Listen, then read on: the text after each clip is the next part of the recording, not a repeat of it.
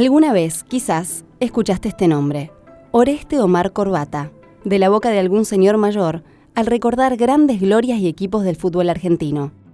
Wing derecho, analfabeto y alcohólico, ídolo de Racing, también bicampeón con Boca y estrella de una selección argentina en la que brilló junto a otros cracks inolvidables. Además de gloria, su vida incluyó un exilio en Colombia, que al final de su vida, y ya de vuelta en el país, se mezcló con la angustia, el ocio y el alcohol. Vivió debajo de la tribuna de Racing mientras se paseaba como un zombi por las calles de Avellaneda. Fue así que se convirtió en mito. En este libro, Alejandro Wall reconstruye su pasado y comparte el desafío que fue construir esta historia de vida. Esto es No Ficción, un podcast de libros. Gracias por acompañarnos.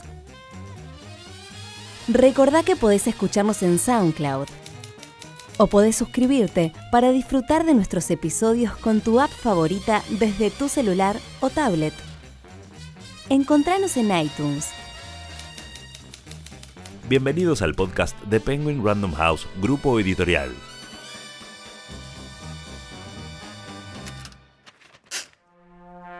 Hoy, Corbata, un libro de Alejandro Wall, publicado por Editorial Aguilar. La voz de Corbata la encuentro en Medellín.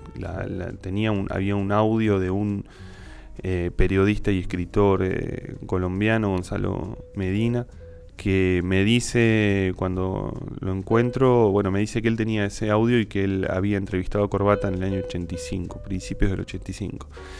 Y yo no me había encontrado nunca antes, salvo con unos minutitos que hay en YouTube, en el del año 68, de un regreso de la Colombia. Él tuvo dos momentos en Colombia, y era todo lo que había de Corbata, y yo repetía varias veces ese video, y así como le preguntaba a muchos cómo era la voz. Me intrigaba mucho, después de tanto tiempo de perseguir a una persona, una vida, no poder identificar cómo hablaba, cómo se movía, ¿no? Me pedía ese tipo de descripciones. A veces la gente me miraba como si yo estuviera loco por qué preguntaba esas cosas.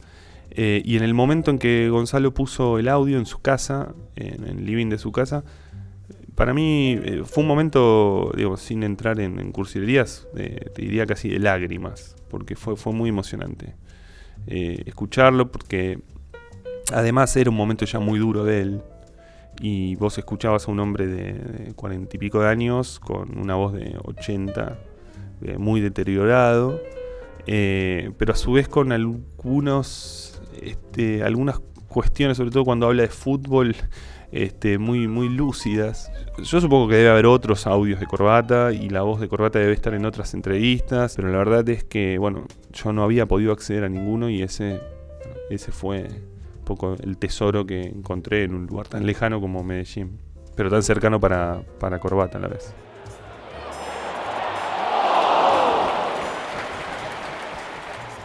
Oreste Omar Corbata hizo un gol de antología. Fue contra Chile en 1957 en la cancha de Boca. No hay registros fílmicos, bastaron una secuencia fotográfica, más el relato de los hinchas, los periodistas y los jugadores testigos de la obra para que ese gol entrara en la historia del fútbol argentino. Alejandro Wall hace un repaso de la vida y la caída de Corbata, el famoso wing derecho de Racing, figura mítica del fútbol argentino, personaje entrañable que ha acaparado las miradas de muchos. Escribir un libro sobre Corbata implicaba para mí dos aspectos. Uno, obviamente, es el afectivo, que tiene que ver con ser de Racing, pero también con recuperar algunas de las historias que, así como me contaba mi papá a mí, a otros se los debe haber contado sus abuelos. Era, de algún modo, el fútbol para los hinchas de Racing, el fútbol de una época dorada, y también un fútbol que es muy difícil de volver a ver, porque es un fútbol que está o que quedó encerrado en las revistas, en los diarios de la época, en algún relato y en muy poquititas imágenes audiovisuales. Y por supuesto, eso también implicaba, y esa es la otra línea, la cuestión de un personaje mitológico por su vida, ¿no? Corbata era una historia atractiva por esa vida casi de boxeador más que de futbolista, una vida circular que va de haber nacido en la pobreza, de haber llegado, porque hay muchos jugadores que no llegan y que quedan en el mito del fútbol, pero él jugó en Racing, en la selección, en Boca, tuvo una trayectoria importante, y bueno, su final, sus últimos años son ya ni siquiera en la pobreza, sino en la indigencia, viviendo en la cancha de Racing, es decir, condimentos que había que hacían que, bueno, era una historia para contar. La primera vez que Alejandro Wall escuchó hablar de Corbata tenía 8 años. Recuerda que fue un domingo a la tarde sin partidos de fútbol, y quizá, para aplacar esa ausencia, su papá Osvaldo buscó un libro sobre Racing, la Academia de Campeones. Lo puso sobre la mesa del comedor y comenzó a relatarle algunas historias. Sus preferidas eran las hazañas del equipo de José, el Racing campeón de América y del mundo en 1967. Del que le gustaba contarle que de tan invencible, cada domingo antes de los partidos, los diarios publicaban notas para explicar cómo había que jugar para intentar ganarle. Mientras pasaba las páginas, Osvaldo frenó en una foto en blanco y negro, tomada desde atrás de un arco de la cancha de Racing, en la que el jugador acababa de patear un penal y, por lo que se podía suponer, había hecho un gol. Este es Corbata, le pegaba como los dioses y además era un gambeteador, un crack. Pero perdió todo y ahora vive en la cancha abajo de la tribuna, dijo Osvaldo. Osvaldo no imaginó que desde ese día el fantasma de Corbata perseguiría a su hijo Alejandro y lo llevaría a investigar la vida del jugador de la foto. Esa tarde nacía una pasión.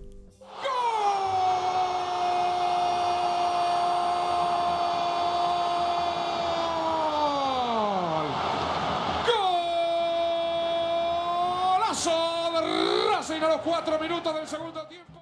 Es un momento en donde de algún modo Racing era Corbata, ¿no? Racing era un equipo que había sido campeón del mundo y que en ese momento estaba nada menos que en la B. Estaba pasando un momento muy difícil y Corbata yo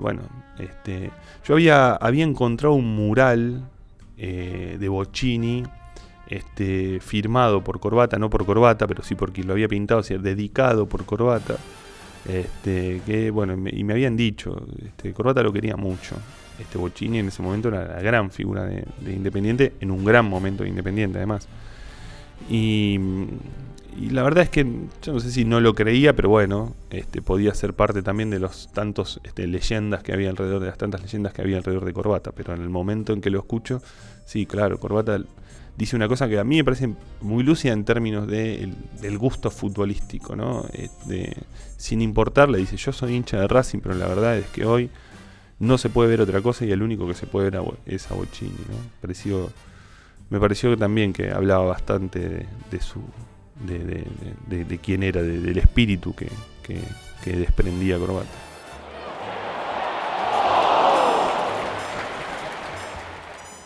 Algunos de los que fueron contemporáneos a Corbata lo ubicaban entre los jugadores más notables del fútbol argentino, el éxtasis del win derecho, el garrincha argentino. Para mí, el mejor de todos nosotros, lo elogió una vez Néstor Pipo Rossi, un compañero en el Sudamericano de 1957. Fue uno de los mejores en su puesto, si no el mejor, dijo en agosto de 2013 Enrique Macaya Márquez, uno de los pocos periodistas argentinos que cubrió el Mundial de Suecia 58, el único que jugó Corbata. Era vivo, incluso creo que tuvo que ver con el desarrollo de su cuerpo. El impedimento de no poder pelear físicamente lo obligó a agudizar el ingenio y rebuscársela de otra manera. Y le pegaba muy bien a la pelota. Si tuviera que formar una selección histórica, lo pondría como puntero derecho atrás de titular. A los wines, los punteros, esos hombres que juegan sobre la raya, se los asocia con la locura, la libertad para jugar. Los wines son los románticos del fútbol, los que juegan sin reglas y sin lógica, en la cornisa. Pero también se los vincula con la fatalidad. Los wines son los locos y los borrachos, que sin embargo, y al igual que Corbata, derrocharon alegría en la cancha. Si el 10 es el jugador pensante, el intelectual del fútbol, el 7 siempre representó el caos, una bohemia sin Dios ni amo. para los que no vimos a Corbata en la cancha, quedan algunas imágenes en movimiento. Aunque son pocas, su época de mayor inspiración ocurrió en la segunda mitad de la década del 50, en Racing y en la selección, cuando el fútbol televisado recién nacía. Corbata fue un jugador de radios, diarios y revistas, pero las imágenes que existen lo muestran con la 7 en la espalda y las piernas flacas bailoteando sobre la pelota, rivales retorciéndose en el piso y goles con un ángulo imposible. Ese era un momento en donde ser mediático en esos tiempos era aparecer a lo sumo en la tapa de una revista, tal vez en radio. Era la cantidad de medios de comunicación que había en ese momento eran muy, muy distintos, ¿no? Había así una bohemia que era también distinta. Los futbolistas de la época terminaban de jugar y se iban a tomar un whisky a la noche. Y tal vez hoy el futbolista de hoy también termina su partido, a la noche se va a algún boliche. Yo no sé si yo trato de no entrar en el libro en una nostalgia de la época, ¿no? De la idea de, aquel era un fútbol mejor que este. Creo que son momentos distintos. Se ganaba mucha menos plata, se vivía entonces de manera distinta, las relaciones que había eran relaciones más cotidianas con el periodista, con los amigos. Había muy pocos futbolistas que pegaban el salto, y entonces tal vez si yo tuviera que pensar algo a diferencia de que eran menos estrellas, ¿no? Y menos estrellados a la vez. Y eso sí, quizás marca la diferencia. Pero bueno, con la cuestión de que en aquel momento el fútbol no era lo que es hoy en términos de negocios, en términos de medios de comunicación presentes, ¿no? El futbolista en aquel momento, en algunos casos, daba entrevistas en el vestuario mientras entraba a la ducha a bañarse, ¿no? Y el periodista entraba ahí. En ese sentido había como una sensación de más amateurismo, pero amateurismo en términos no de si ganaban o no ganaban plata, sino de amor a lo que se hacía, ¿no?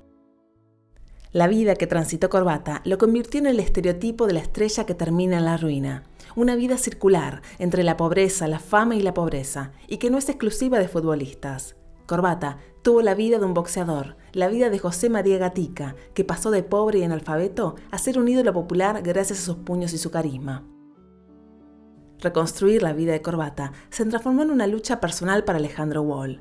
En diarios y revistas de la época existen relatos contradictorios, hechos de los que quedan pocos o ningún testigo, episodios que se contaron pero que no ocurrieron a medias, y leyendas que operaron para darle sentimentalismo a la historia. La misma historia que afirmaba que Corbata nació pobre, que jugó en Racing, en Boca y en la selección, que le decían el loco, que fue tapa de revistas, que era win derecho, que contra Chile hizo el mejor gol de la selección argentina antes de que Diego Maradona se lo hiciera a los ingleses, que era invencible en los penales, que jugó un mundial, que llegaba borracho antes de los partidos, lo bañaban y salía a jugar, que las mujeres lo arruinaron, que en Medellín fue ídolo, que vivió su destierro en la Patagonia, que fue alcohólico y analfabeto, que pasó sus últimos años en una pieza de la cancha de Racing, que murió en la cama de un hospital público. Esa era la historia que Alejandro Wall sabía de Corbata, y después de 4 años de perseguir su fantasma, o de que su fantasma lo persiguiera a él, no sabe si todo lo que sabía fue lo que ocurrió. Solo puede confirmar algunas certezas. Corbata fue uno de los ídolos de su padre, una de las fábulas que acompañó a su infancia. Pero pasó el tiempo, y quedan cada vez menos hinchas de Racing que hablen de Corbata. Rescatar del olvido a Corbata era su principal misión. Objetivo cumplido. Y la actualidad aquí en Ezeiza tiene estas sorpresas. Primer plano de este señor, por favor, que es Omar Orestes Corbata, que se va de viaje ¿para dónde? Bueno, me voy a Colombia. ¿Para qué? Y a jugar allá en el Deportivo Independiente Medellín de vuelta. ¿Qué edad tiene usted ahora? Bueno, yo tengo 30 años recién. ¿Dónde estuvo los últimos años? Bueno, yo estuve el año pasado estuve en Colombia y me vine. Que quería jugar acá en Argentina, pero parece que acá no, dice a los 30 años que uno es viejo. ¿Cómo considera que le ha ido en su carrera de jugador de fútbol? Bueno, a mí me fue perfectamente muy bien. Estoy un poquito triste porque acá la gente se habla mucho con una persona, es a los 30 años que es viejo, y acá en Argentina me parece que está muy equivocado todo eso. Nosotros nos acordamos de sus actuaciones como wing derecho en Racing, en Boca, en el seleccionado. ¿Usted cómo se definiría como jugador de fútbol? Yo la verdad que como jugador de fútbol no podía definirme, qué sé yo, cómo podía decir, como el wing derecho, todo dice que fue extraordinario. Así dice la gente, no sé, yo por mí no sé cómo seré. Gracias, Corbata, que tenga mucha suerte en Colombia y hasta pronto. Adiós, Corbata. Alejandro Wall es periodista especializado en deportes, fue editor de los sitios web de ámbito financiero, Infobae y Perfil, y redactor del diario Crítica. Publicó artículos en las revistas Caras y Caretas, 23, Crisis, Un Caño y Anfibia, y en los diarios La Nación de Chile y El País de España. Es autor de Academia Carajo y El Último Maradona, con Andrés Burgo. Trabaja en la sección Deportes de Tiempo Argentino, escribe en la revista Acción y al sitio Informe Escaleno, y junto con Ezequiel Fernández Murt y Andrés Burgo participa del programa Era por Abajo, en Radio Ciudad. La entrevista a Alejandro Wall fue realizada especialmente para este podcast. Le agradecemos por su gentileza.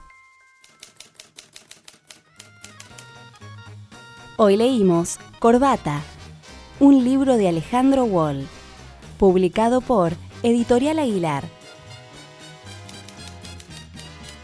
Encontralo en todas las librerías o busca el ebook ahora mismo en megustaleer.com.ar. Recordá suscribirte a No Ficción en tu app de podcast favorita para escucharlo en tu teléfono o tablet. Una realización de Tristana Producciones para Penguin Random House Grupo Editorial.